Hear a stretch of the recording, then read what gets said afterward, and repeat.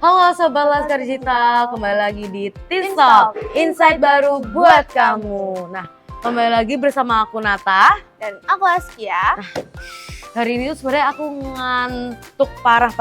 Karena dari tadi malam nih ya, aku tuh ngerjain tugas nggak selesai. Dan sekarang aku lagi ngelanjutin nih sama Askia. Nah kamu sih kerjaannya ngaret mulu. Ya maaf, tapi nih ya, topiknya kita ini menarik banget nggak sih? Iyalah pastinya. Hari ini kita punya topik yang sangat-sangat menarik, Nata. Bener, tentang Gen Z. Nah coba nih Askia, dari tugas-tugas yang tadi udah kita kerjain nih, coba sebutin satu fakta menarik tentang Gen Z deh. Oke, aku bacain ya. Nah, jadi ada satu fakta menarik nih. Dari Badan Pusat Statistik tuh menyebutkan bahwa per Februari 2025, Gen Z adalah kelompok demografis terbesar di Indonesia. Sekitar 27,94% dari total populasi di Indonesia. Tetapi Gen Z yang masih muda dan kreatif ini masih menghadapi tantangan pengangguran. Lah, Nata kok kamu tidur sih? Wih, Nat, bangun. Sumpah, kayaknya aku ketiduran deh. Ini kenapa tiba-tiba ada brownies, ada pizza sama ini apa deh, kotak-kotak? Udah deh, kamu cobain aja dulu. Yaudah aku cobain ya.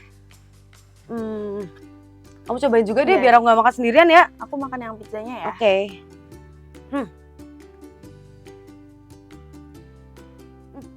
Sumpah, enak banget. Iya kan, enak banget. Coklat banget sumpah. Dan rasa biskuitnya ini sama rasa coklatnya tuh bener-bener kawin banget. Manis gitu juga bener-bener pas. Kalau kamu gimana nih? Pizzanya pas banget, rasanya asinnya tuh pas. Terus habis itu masih crispy banget di kulitnya itu. Oh iya, kok bisa ya masih crispy ya? Padahal udah dari tadi pagi. Sama, ini kayaknya juga bahan-bahannya premium banget gak sih? Iya, Kamu premium. ngerasain kan? Iya, Pasti premium. banyak premium banget. Tapi enak-enak gini siapa sih yang buat? Kamu mau tahu yang buat siapa? Mau banget. Yang buat ini langganan aku. Oh gitu. Dan pastinya dia itu seorang Gen Z. Hebat banget kan? Iya, keren banget. Gen Z, tapi dia udah berani memulai bisnis baru. Langsung aja kita sambut Kak Asintia. Selamat pagi Kak Asintia. Selamat Silakan pagi. duduk Kak. Terima kasih. Oke. Gimana nih Kak kabarnya pagi ini Kak? Baik banget. Gimana Kak tadi di jalan? Apakah hujan, badai, angin ribut? Pagi ini panas sih, cuma gitu. macet banget ya. Hari Sabtu mungkin ya, karena Tapi weekend. Kakak masih fresh juga sih kesini Terima kelihatannya. kasih. Gak ngaruh kayaknya panas-panas ini buat Iya, Kakak. Tadi kakak kesini udah sarapan belum? Udah aman banget. Gimana kalian? Aku udah sih Kak, tapi tambah ini jadi makin enak banget nih Kak. Waduh.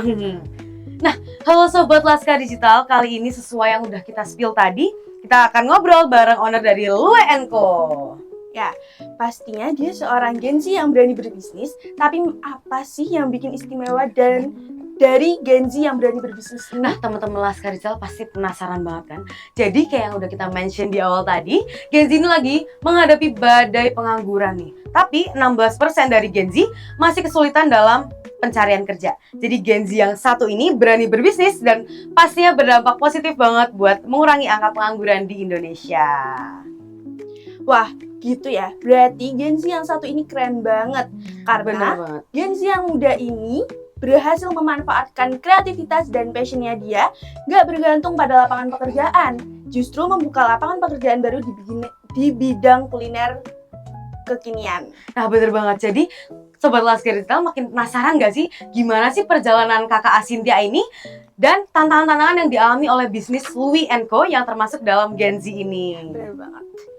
Oke, jadi Kak Asintia langsung aja kita mulai nih Kak, karena Boleh. kakak juga udah kelihatan semangat banget dan Sobat Laskar Digital pasti juga udah penasaran nih. Oke Kak, jadi pertama-tama nih, gimana sih Kak kisah dibalik terbentuknya bisnis Lue & Co ini? Dibalik pekerjaan kakak juga yang sekarang kakak juga lagi bekerjakan, jadi pekerjaan sampingan juga kan Kak ya? Iya. Jadi pas kakak merintis ini juga kakak juga masih kuliah nih, gimana nih Kak? Sebenarnya awal mulai itu karena kita itu suka jajan ya. Aku dan Tin tuh suka banget sama jajan. Cuman kan kalau jajan tuh boros ya, boros terus juga kita pengeluaran pasti akan membengkak cuman buat jajan aja. Jadi Bener banget. kita kepikiran untuk gimana sih kalau kita bikin aja apa yang kita mau, apa yang kita suka terus kita bikin. Dari situ kita cobain nih ke teman-teman kosan, terus ke teman-teman di kerjaan, ke teman-teman di kampus. Nah, mereka pada suka dan mereka nanyain, "Ini dijual nggak?" Dan dari situ kita yaudahlah nekat aja untuk jual dengan alat seadanya, terus juga dengan tempat seadanya dulu karena cuma di depan kosan aja, di bener-bener di depan kamar banget gitu. Oh gitu. Jadi lebih ke kayak hobi juga ya Kak ya. Bener Dan banget. mungkin bisa mengisi waktu luang juga nggak sih Kak kayak Bener gitu? banget. Gitu. Kenapa nih Kak Acin tuh memilih untuk berbisnis kue dan dessert dengan online?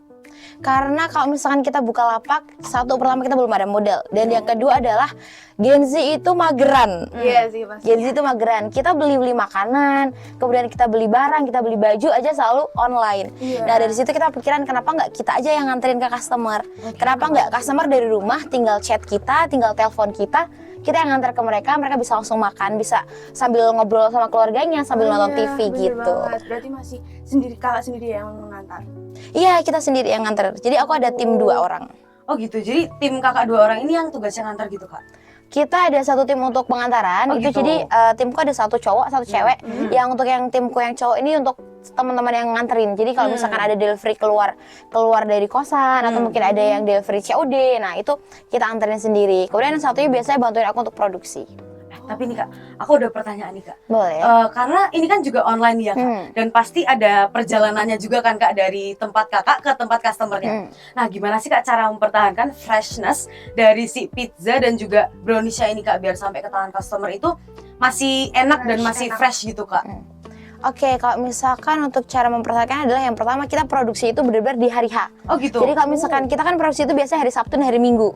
Nah, pagi kita produksi, nanti siang itu masih anget nih, browniesnya masih anget, pizzanya juga masih anget, kita langsung anterin.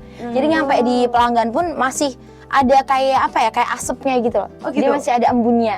Jadi Gitu. sistem kebut gitu ya Kak? Benar, Jago SKS, banget. sistem kebut Sistem sejam. Oh sebenarnya sejam Kak? Bener-bener setuju banget. Jago banget. Oh gitu Kak. Oh, tapi nih Kak, dari sekian banyak menu dari Louis & Co nih, ada nggak sih menu unggulannya dari Louis & Co ini yang paling banyak dibeli sama pelanggannya kakak ini?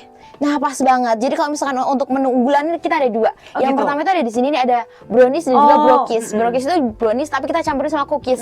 Jadi teksturnya ada lembut dari browniesnya, ada juga crispy dari cookiesnya. Kemudian yang di sini kita ada pizza. Pizza ini kita bikin homemade juga, dari rotinya kita bikin homemade, terus juga dari sausnya juga kita bikin homemade gitu. Wow, homemade. Cobain dulu, ayo Nata sama Askia cobain dulu. Oh gitu. Cobain lagi. Ayo langsung. Boleh banget. Enak banget Kak soalnya Kak, Silahkan, pastinya. silahkan. Aku belum nyobain Cobain, pizzamu. cobain. Aku nyobain Cobain puntenmu itu ya. Punten. Sebentar. Gimana? Enak banget. Soalnya ini tuh tipe pizza itu bukan yang tebel di rotinya aja gitu kan Kak. Jadi atasannya itu benar-benar masih banyak dan masih lumer juga Kak. Kalau kamu gimana nih Itu menurutmu? juga tadi aku udah nyobain, nyoklat banget, manisnya pas dan nggak yang terlalu manis banget sih kalau kataku. Tapi teman-teman sobat Laskar Digital, kalian juga harus siapin perut nih, karena hidangan-hidangan ini juga lumayan berat ya. Jadi tapi meskipun berat itu nggak bikin yang enak gitu. Iya, Jadi enggak. kalian harus siapin perut karena kalian pasti bakalan nagih terus buat Kan bikin nambah-nambah. Iya kan? Kak Acin, ada nggak sih menu baru yang mau dikembangkan dan tidak dirilis oleh Louis & Co? Kemudian ada juga nih, yang di tengah ini ada dimsum. Ini Wih, juga salah satu menu viral baru kita. ya Kak. Bener banget. Dari viral kita bikin dan kita jual. Oke. Ada yang original juga, ada yang dimsum keju. Kalau misalkan teman-teman mau nyobain boleh banget. Oke, nanti langsung aja kita cobain ya nanti ya. Nanti ya. Oke, karena tadi udah dibawain juga nih ya menu barunya, kita langsung aja cobain kali ya. Cobain. Kamu mau Boleh cobain banget, yang boleh banget. original atau yang keju nih? Aku original deh. Oke, aku yang keju ya. Ada juga sausnya di depan ya. Oke. Oke. Ini kalau nggak salah sausnya homemade juga ya katanya. Homemade banget. Jadi kita Oh, gitu. benar-benar dari beli di pasar, cabai dan lain sebagainya kita olah semuanya. Oke. Agak pedes tapi untuk sausnya. Oke. Enak banget. Dan Itu ini untuk isiannya 90% itu daging ayam. Jadi tepungnya hanya 10%. Wow. Enak banget tuh Nat. ini juga bisa buat lauk gak sih Kak? Bener banget. Anak-anak kosan? Iya, benar. Ini bisa buat 3 hari. Waduh. Satunya 1 hari nih. Oke. Jadi buat rasa sendiri ini ya, menurut aku buat teman-teman yang suka pedas, ini bisa banget lebih dicelupin semuanya gitu ya teman-teman, biar pedasnya juga lebih kerasa. Gimana nih menurutmu yang original? Enak banget. Tadi kan aku nggak nyobain yang pedes kan, apa kayak sausnya karena aku nggak suka. Tapi enak banget tau udahan. Oh Apa, gitu. dia tuh masih crispy dan di dalamnya tuh empuk. Oh gitu. Jadi sampai sini juga masih crispy Iya ya? kan? Keren banget nih. Iya.